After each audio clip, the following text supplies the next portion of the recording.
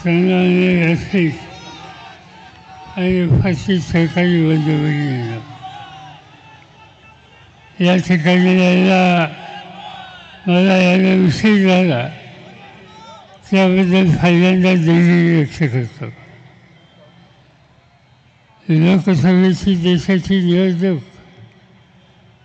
तुमच्या माझ्या या देशातल्या सगळ्या सर्वसामान्य लोकांच्या भवितव्याची ही निवडणूक आहे. अनेक निवडणुका आपण पाहिल्या,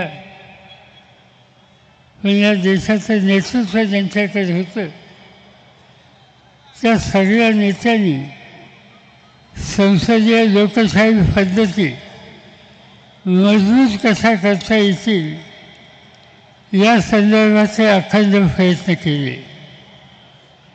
ही पहिली निवडणूक अशी आहे स्वातंत्र्याच्या नंतर या निवडणुकीमध्ये देशाच्या समोर डॉक्टर बाबासाहेब आंबेडकरांनी दिलेलं संविधान आणि तुम्हा लोकांचा मूलभूत अधिकार तो कसा वाचवायचा या संबंधीचा प्रश्न आपल्या सगळ्यांच्या समोर झाला. आणि त्याचं महत्त्वाचं कारण ज्यांच्या हातामध्ये सत्ता आहे ते सत्ताधारी ज्याचे उल्लेख मोदींच्या कामकाजाच्या पद्धतीचा आधीचे वक्ते अरविंद केजरीवाल यांनी केला. आज या सत्तेचा वापर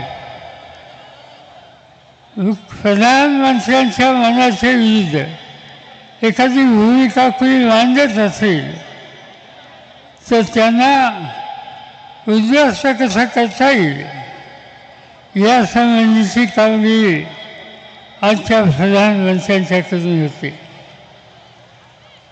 जे विचारानं त्यांच्यावर नाहीत त्यांना तुरुंगात टाका. आत्ताच अरविंद केजरीवालला आपण ऐकलं दिल्लीमध्ये अतिशय उत्तम प्रशासन हे केजरीवालने दिलं. तिथल्या शाळा शैक्षणिक क्षेत्र अतिशय उत्तम रीतीने चालवलं गेलं. लोकांना आरोग्याच्या उत्तम सुविधा ह्याच ठिकाणी त्यांनी दिल्या आणि दिल्लीचा चेहरा बदलण्याच्यासाठी प्रयत्नाची पराकाष्ठ करणं हा आपला धर्म आहे हे समजून अरविंद केजरीवाल त्या ठिकाणी काम करतात. पण हे त्यांचं काम ज्यांना मंजूर नाही ते नरेंद्र मोदी त्यांचं तुरुंगामध्ये टाकलं. का तर कुठेतरी धोरण ठरवलं. मुख्यमंत्र्यांना राज्यकर्त्यांना वेगवेगळ्या प्रश्नावर धोरणं ठरावी लागतात आणि ते धोरण त्यासाठी त्यांना तुरुंगात टाकलं. त्यांच्या मंत्र्यांना तुरुंगामध्ये टाकलं. अनेक देशातल्या विरोधी पक्षाच्या नेत्यांना तुरुंगामध्ये टाकलं. याचा अर्थ स्वच्छ आहे की मी म्हणेल त्या पद्धतीनं संसार, मी म्हणेल त्या पद्धतीनं लोकशाही हा एक कैली कार्यक्रम आज देशाच्या प्रधानमंत्र्यांनी घेतलेला आहे. आणि हे असंच चालू राहिलं तर माझी खात्री आहे की तुमचे माझे सगळ्यांचे अधिकार उद्ध्वस्त झाल्याशिवाय हे ग्रस्त स्वस्थ बसणार नाही. त्यांनी टीकाची फारी केली. शिवसेनेच्या संदर्भात नकली सेना म्हणजे अरे ज्या बाळासाहेब हिंदू हृदय सम्राट बाळासाहेब ठाकरेंनी तुमच्या संकटाच्या काळामध्ये तुम्हाला वाचवायचं काम केलं हे महाराष्ट्राला माहिती आहे. पण तुम्ही विसरलात. भले तुम्ही काही म्हणले किती टीकाची फारी केली तर महाराष्ट्राच्या कानाकोपऱ्याचा तरुण आणि महाराष्ट्राच्या कानाकोपऱ्याचा मराठी माणूस बाळासाहेब ठाकरेंनी दिलेला विचार की जो आज उद्याची फळं घेऊन जात आहेत त्याच्या मागे शक्ती उभी केल्याशिवाय राहणार नाहीत आणि तुम्ही किती त्या संबंधीची टीका टिप्पणी केली तर त्याच्याकडं या राज्याचा सामान्य माणूस धुमकूनसुद्धा बघणार नाही. आम्हाला लोकांच्याबद्दल तुम्ही बोललात, सांगितलं की महाराष्ट्रामध्ये कुणीतरी एक भटकचा आत्मा आहे. आत्मा कधी असतो? माणूस गेल्याच्या नंतर असतो. यांना चिंता फैली आम्हाला लोकांची. भटकचा आत्मा.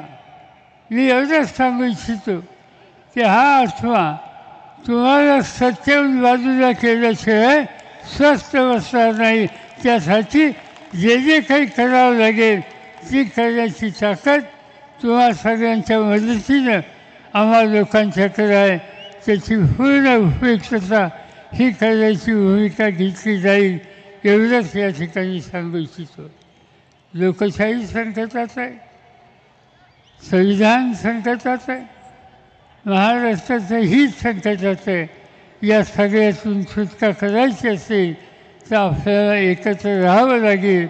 कुणी काही म्हणलं तर आज महाराष्ट्रामध्ये हे जे महत्त्वाचे पक्ष एकत्र आले त्या ऐक्याच्या जोरावर आणि तुमच्या पाठिंब्याच्या जोरावर उद्या ज्या वेळेला निवडणुका येतील त्या आलेल्या आहेत, चालू झालेल्या आहेत. या निवडणुकीच्या प्रक्रियेमध्ये भाजप आणि मोदी या प्रवृत्तीचा पराभव करणं हे तुमचं माझं काम आहे. मुंबई शहराच्या निवडणुका या ज्या 2 दिवसावर आलेल्या आहेत त्या निवडणुकीचा पुरेपूर लाभ तुम्ही घ्या आणि उत्तम प्रकारे या ठिकाणी भाजप आणि मोदी या प्रवृत्तीचा पराभव करा हीच विनंती करतो आणि माझे 2 शब्द संपवतो.